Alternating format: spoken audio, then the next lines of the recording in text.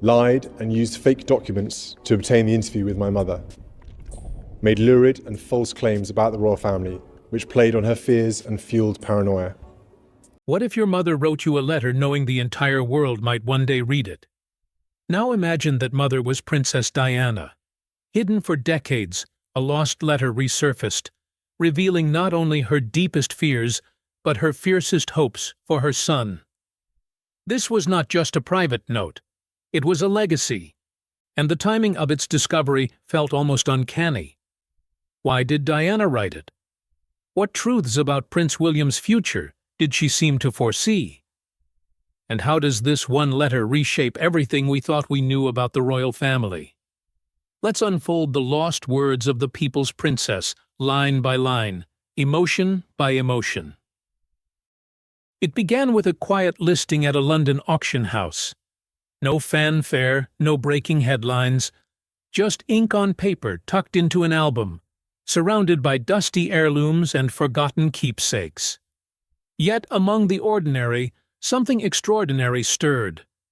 A name rose from the page like a whisper in a storm. Diana, Princess of Wales. In July 2004, 7 years after her death stunned the world, a collection of Diana's personal letters appeared for sale. These were not polished royal documents prepared for official archives. They were handwritten notes, emotional, intimate, and deeply personal. And one in particular cut through the silence. It was a letter shaped by raw maternal devotion to her eldest son, Prince William. There was no royal seal, no palace framing, just Diana's unmistakable looping handwriting, elegant and urgent at once. The letter had not been written for history, it had been written for the heart. It was never meant for public eyes. And yet there it was, exposed to strangers, offered to the highest bidder, revealing a side of Diana no camera had ever truly captured. The paper may have aged, but the emotion had not. It still pulsed with the force of a mother's love and fear. This was not the Diana of magazine covers or staged interviews. This was the real Diana, unguarded, vulnerable, and profoundly human.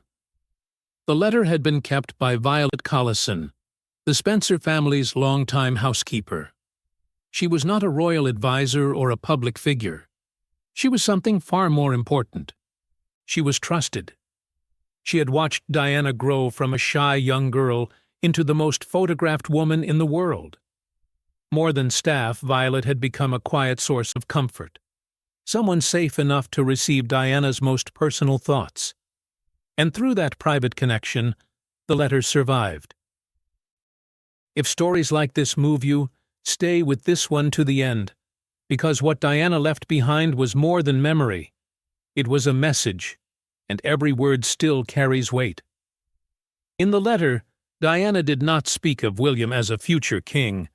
She spoke of him as her son, her boy, the child she was raising behind palace walls and beneath the constant glare of cameras. That distinction mattered. The discovery of the letter ignited intense public interest, not because it was scandalous, but because it felt sacred. Every sentence peeled back another layer of a mother trying to raise her children inside an institution built more for image than intimacy. Diana had long been known as a symbol of compassion, but this handwritten legacy revealed the quiet steel behind that tenderness. It showed a woman who understood she might not always be there, and chose the written word to carry a love she feared she might one day be unable to speak aloud. Historians, royal watchers, and even skeptics could not look away. This was not just a relic. It was a revelation. It revived the grief of a world that still mourned her and renewed old questions about the institution that had never fully protected her. And above all, it left one haunting question hanging in the air. Why did Diana feel the need to write such a letter at all? Princesses were not supposed to drop their children off at nursery or slip them into fast food restaurants for a normal afternoon. But Diana was never interested in being a traditional princess. She wanted to be something the royal system had little room for, a real mother. In a world where protocol often overruled instinct, and children were too easily passed from one caretaker to another, Diana rewrote the rules of motherhood. She did not ask permission. She did not wait for approval. From the beginning, she made a choice that quietly challenged the entire royal structure. She would raise William and Harry not simply as heirs, but as boys who deserved warmth, freedom, and emotional truth. She was present in the school drop-off line. She read bedtime stories. She sat on the edge of their beds. She attended school events, not as a distant royal figure, but as a mother determined to make her children feel secure in her love. These were not symbolic gestures. They were acts of defiance wrapped in tenderness. Every one of them sent a message through palace corridors. Diana was not raising symbols. She was raising sons. She breastfed William herself, breaking from long-held royal custom. She helped choose her children's names. She selected a nursery school near Kensington Palace, rather than relying only on palace tutors. She wanted her sons to grow up around ordinary children, not just within the insulated world of courtiers and formal expectations. Diana believed her boys needed to know the world beyond the gates they had been born behind. So she showed it to them. She took them on public outings, to amusement parks, to ordinary shops, into places where life did not arrive polished by ceremony. More importantly, she exposed them to pain, to struggle, and to the people society preferred not to see. She understood that a future king could never truly serve the public if he had never stood close enough to feel its wounds. Her affection was equally radical. Not distant waves from balconies, but hugs in public, whispered reassurances in tense moments, handwritten notes tucked into everyday life. Her parenting was not casual. It was deliberate, emotional, and deeply protective. In a monarchy that often confused duty with distance, Diana's tenderness became its own kind of revolution, and that revolution lived in her letters. These letters were not written for display. They were emotional time capsules, preserved not by design, but by devotion. Diana wrote to friends, trusted staff, and those who saw her not as a global icon, but as a woman and a mother. In those pages, she poured out fears, gratitude, pride, and a relentless desire to give her sons what the palace could not: emotional shelter. One note, sent to Sergeant George Plum of the Special Escort Group, appeared simple at first glance. It thanked him for arranging a motorbike display for William's 7th birthday. But it carried something more intimate than royal courtesy. It was signed not only by Diana, but by William and Harry too, their young signatures turning the note into a small family portrait on paper. It was not official correspondence. It was a snapshot of joy preserved in ink. As the years passed, the tone of Diana's letters changed. The lightness of a young bride navigating royal life gave way to the gravity of a mother growing more alert, more guarded, and more determined. Gratitude was still there, but now it was edged with anxiety and purpose. She knew the world her sons were growing up in. She knew how quickly it could harden them, define them, and consume them. Through those letters, Diana left behind a trail of quiet resistance. There were no cameras, no palace filters, no polished interviews, just her voice, steady and personal, revealing the impossible balancing act between royal image and real emotion. She was not writing to impress anyone. She was writing to protect. If you're still here, take a moment to stay with the heart of this story, because halfway through Diana's life, the fairy tale had already fractured, and what she did next says everything about the mother she was. Behind palace walls, Diana was fighting a war that rarely made headlines in its truest form. It was not a war of public speeches or open rebellion. It was a quieter war, against expectations, against emotional coldness, against a system that could polish appearances while neglecting inner lives. She knew from experience how the machine worked. It had rules for behavior, rules for appearances, rules for silence. But Diana was not willing to let it shape her sons in the same way it had wounded her.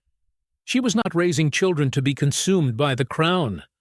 She was trying to preserve their humanity before duty had a chance to bury it. She made her stand in small, precise ways. She learned to negotiate with the press, giving just enough so that maybe her sons could have a little peace. These were not vanity decisions. They were survival tactics. Diana understood the cameras would never simply disappear. So she tried to manage the impossible, offering moments on her own terms in the hope of buying privacy elsewhere. The cost was brutal. For every image she allowed, there seemed to be 10 more taken without consent. Every attempt to create boundaries revealed how little control she truly had. But she kept fighting, because she knew what the press could do. She had seen it distort lives, strip dignity, and transform pain into entertainment. More than anything, she feared William would one day experience the same erasure of self. So she taught him to smile when necessary, but never surrender his heart to the lens. The public saw grace and glamour.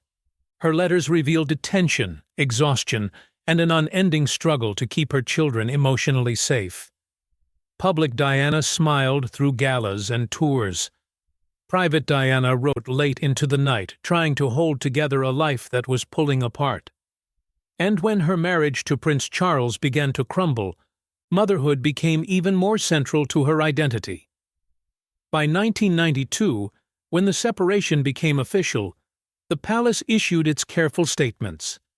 But behind the scenes, Diana's real response was not retreat. It was resolve. She doubled down on the one role she would never relinquish. She became even more present, even more deliberate, even more focused on giving William and Harry a foundation built not on institution, but on love.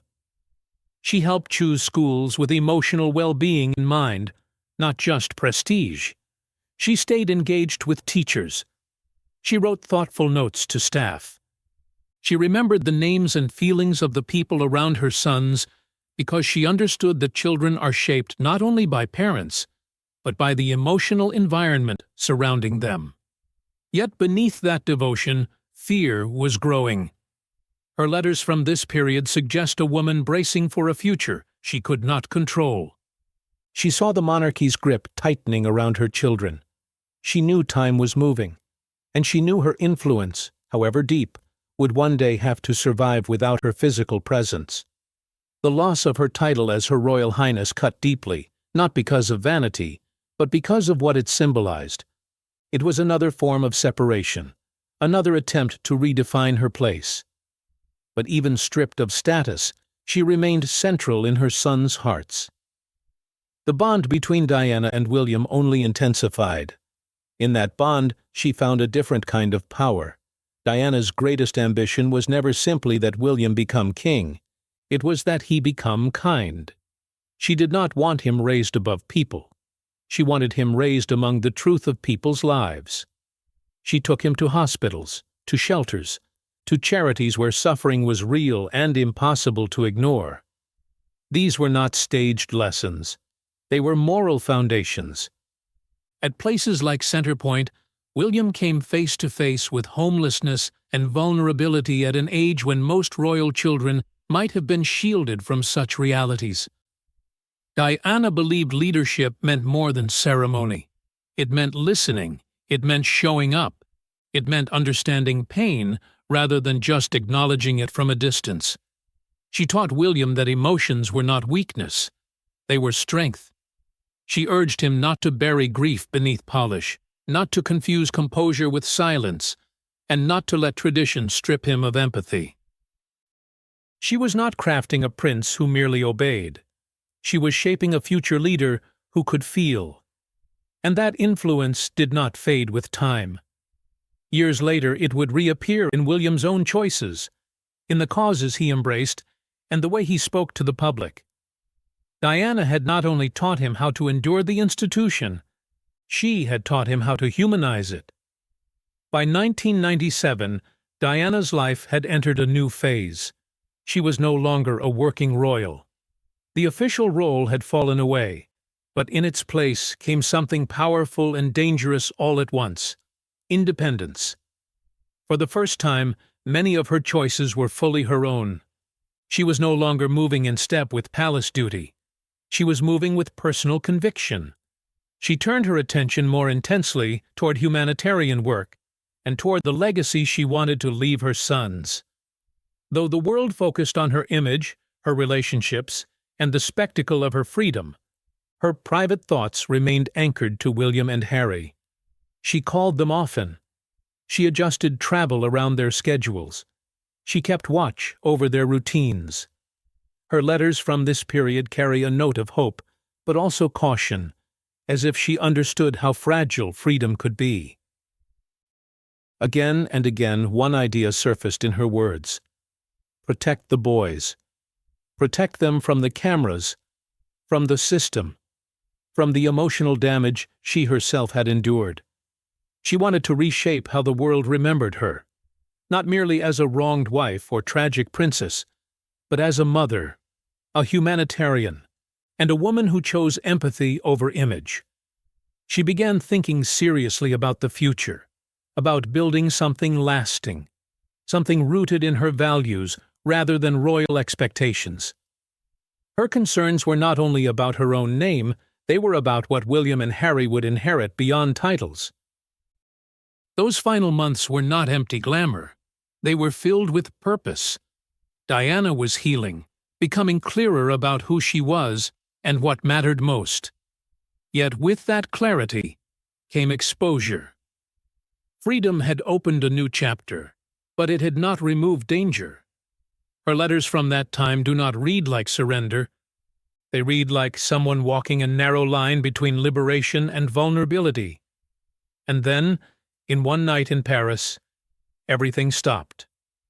What remained were memories, photographs, grief, and words. Especially words. Diana may be gone, but her influence lives in the man William became.